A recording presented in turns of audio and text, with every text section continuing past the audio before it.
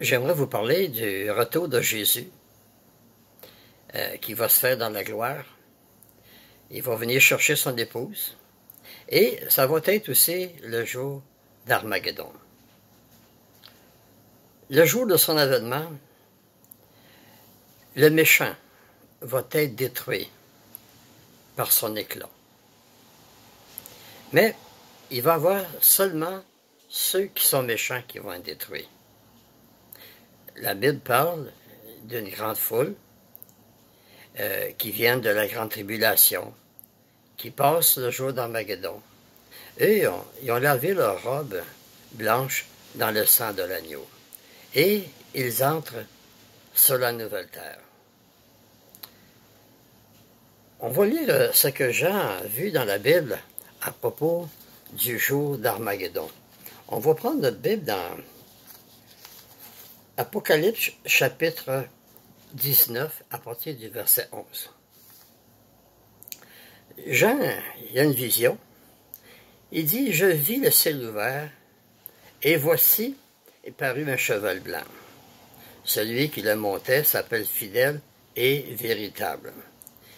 Et il juge et combat avec justice. » On voit, ça parle de combat. C'est la guerre d'Armageddon.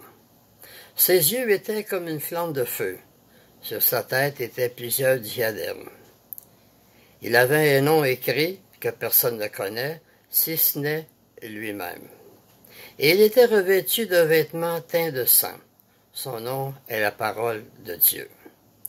Les armées qui sont dans le ciel le suivaient sur des chevaux blancs, revêtus d'un fin lin blanc et pur. On sait que dans le ciel, il n'y a pas de chevaux. C'est qu'autrefois, quand il y avait la guerre se faisait avec des chevaux. De sa bouche sortait une épée aiguë pour frapper les nations. Il les pètera avec une verge de fer, et il foulera la cuve du vin de l'ardente colère du Dieu Tout-Puissant.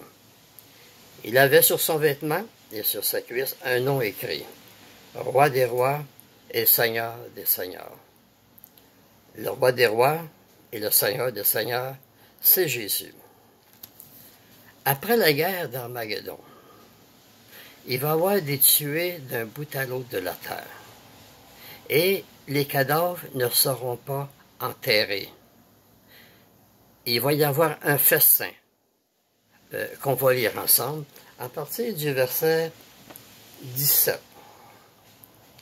Et je vis un ange qui se tenait dans le soleil, et il cria d'une voix forte, disant à tous les oiseaux qui volaient par le milieu du ciel, « Venez, rassemblez-vous pour le grand festin de Dieu, afin de manger la chair des rois, la chair des chefs militaires, la chair des puissants, la chair des chevaux et de ceux qui les montent, la chair de tous, libres et esclaves, petits et grands. » Fait que, après le jour d'Armageddon, les méchants ne seront pas enterrés et ils vont être dévorés par les oiseaux.